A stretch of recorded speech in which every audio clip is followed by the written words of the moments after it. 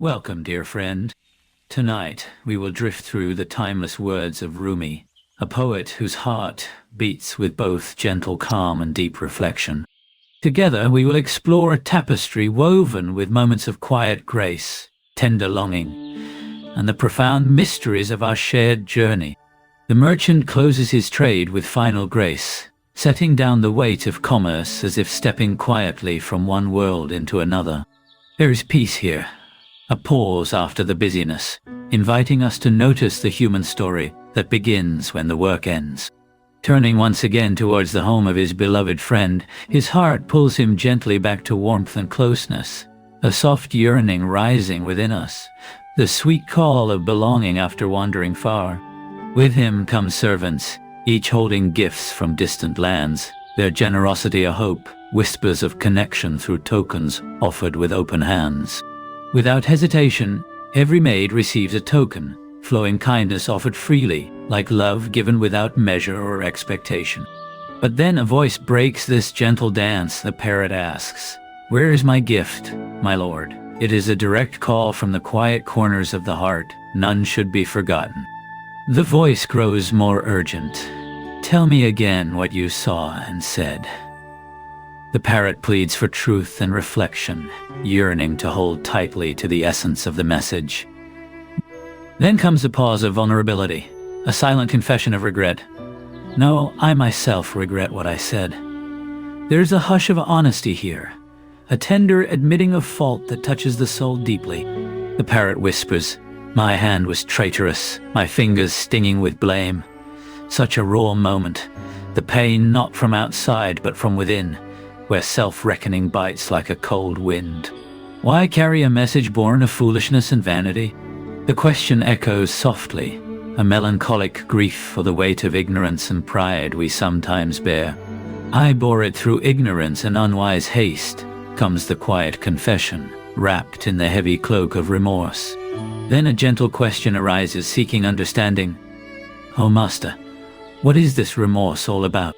What causes this anger and sadness to rise?" The heart searches for the roots of pain, peeling back layers in hope of healing. The reply is soft. "I spoke of your complaints." Words carry weight, not just outward but back into the spirit. A gentle exchange echoing through kindred souls.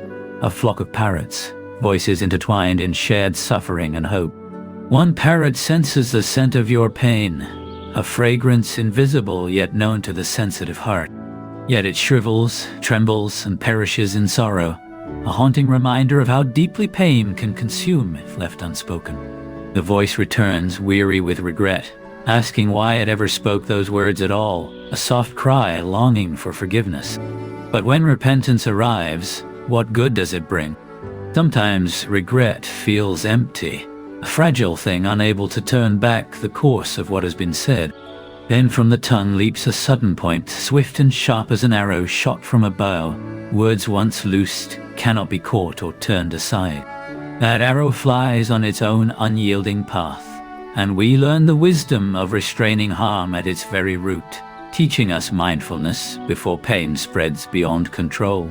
If the world is shattered, it would be no surprise, for deeds carry effects hidden from sight, born not by human decree but from a cosmic order beyond our grasp. All creatures belong to God, unique and without peer, bearing offspring in consequence of our actions, connections woven deeply between us and what we create. There is a fierce image of one named Zaid releasing an arrow toward life itself, its strike as fierce and wild as a tiger's claw. For a year, pain is born and multiplies, stretching stubbornly through time. And though pain comes by divine decree beyond human doing, it does not lessen the fragility of life, as even Zaid, trembling with fear, is swallowed by suffering that grows until the final breath. When he dies, this pain's offspring remain, a tender sorrow echoing beyond a single soul. Truth calls us to name the causes of strife, to lay bare the origins of pain with clarity and justice, even as all things ultimately spring from the Creator's hand. So birth, breath, and union, life's sacred dances, unfold as part of a grand design. Those forces, those potent offspring, belong to God alone. Saints derive their power from that divine source, capable even of retrieving the flying arrow mid-course, bending fate with gentle strength. Through God's gracious hand, repentance dawns, opening doors wide to untold truths, releasing mercy so that neither suffering nor destruction has the final word. Among all hearts that hear this subtle point, the words may vanish like dawn's mist, fleeting, ephemeral reminders of life's impermanence. Yet if proof is sought, the signs come again, inviting us to remember what is sacred, recalling tears as sacred scriptures, each drop a tender prayer spoken from the depth. There lies power not only in holding memory, but also in the grace of forgetting, a dance of knowing when to release and when to hold on. These forces conquer all hearts, guiding us in mysterious ways. Sometimes, when sight is closed by forgetfulness, no craft or skill can prevail. There are limits to mastery we must gently accept. Solitude may feel like the jest of angels, a poignant loneliness tinged with divine humor. But even then, sacred figures read our tears with tender understanding, honoring the depths of our sorrow beyond words. The world we walk is ruled by the lords of bodies, yet the owners of our hearts reign quietly within, sovereign over the soul's realm. Our deeds show themselves clearly, like branches growing from hidden roots, and in this clarity we find accountability. Humans, like pupils of the eye, are small apertures through which life is perceived, humble reflections of the vastness surrounding us. The master of the center watches over this, guiding and sometimes blocking, balancing forgetfulness and remembrance as forces shaping our being.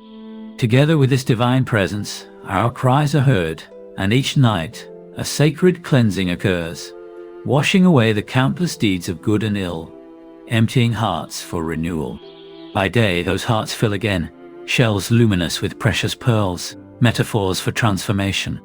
Wisdom shines from the clear light of the forehead, guided gently by the soul's inner compass, leading us beyond mere thoughts into knowing. Our crafts and cultures come to us, opening doors of opportunity and promise. Each art belongs to its own realm, and goodness never mingles with denial. This boundary quietly holds the light. Like ships upon the vast ocean of life, communities and vocations sail varied courses, all converging toward the day of reckoning. On that day, the fierce march toward truth and justice stirs urgency and weight, as all awaken to face their fates with no place to hide. Yet mornings hold calm and hope, where work and thought mingle softly in dawn's light, resting finally where right and wrong converge, the place where judgment lies. Like messenger pigeons flying from distant towns, messages flutter gently homeward, carrying gifts and stories, returning full circle to where the heart belongs. May you carry these reflections softly within you now, inviting space to breathe into each feeling, each truth whispered in silence. Whenever you wish, return to this quiet place. Here, the words of Rumi await, always ready to meet your soul with tenderness.